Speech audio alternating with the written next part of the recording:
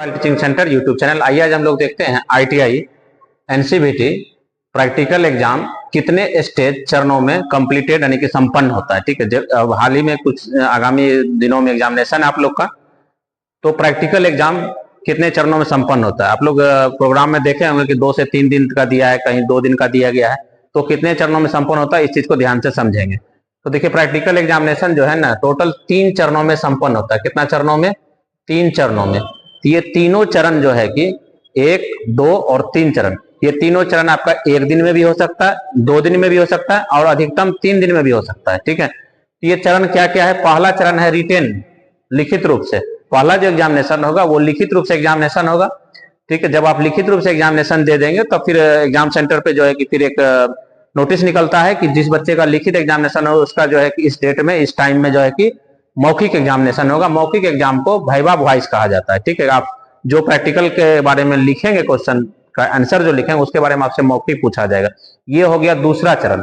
एक पहला चरण हो गया लिखित, दूसरा चरण हो गया मौखिक, और तीसरा जो होता है वो टू परफॉर्म यानी कार्य करके दिखाना है। जिस संबंध में आपको प्रैक्टिकल का क्वेश्चन पूछा गया है, जिसके विषय में आपने लिखा और जिसके विषय में आपने मौखिक जवाब दिया, अब उसी को जो है कि आपको वर्क करके दिखाना है, कहां इस तरह से कार्य पूरा होता है। ये तीनों चरण यदि आप सही रूप से कंप्लीट कर देते हैं तो आपका प्रैक्टिकल एग्जाम संपन्न हो जाता है। ठीक है, तब आपको जो है कि प्रैक्टिकल में जो है कि 250 नंबर अगर है प्रैक्टिकल एग्जामिनेशन में, तो उसमें अधिक से अधिक नंबर आपको दिया जाएगा। तो आपको लिखित भी अच्छा होना चाहिए, जो इससे पिछले वीडियो हम बताएं कि लिखित के 6 स्टेप हैं, किस किस स्टेप में जो है कि किस किस टाइप से जो है हम पॉइंट बना के लिखेंगे।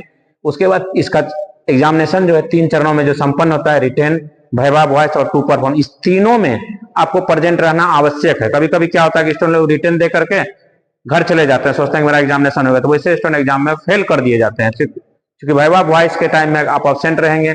फिर टू परफॉर्म कार्य करके दिखाने के टाइम में भी एब्सेंट रहेंगे। उस टाइम में वीडियोग्राफी होता है, अगर उसमें आप नहीं आएंगे तो आपका एग्जामिनेशन एब्सेंट हो जाएंगे और आपको नेक्स्ट ईयर में फिर एग्जाम देना पड़ेगा।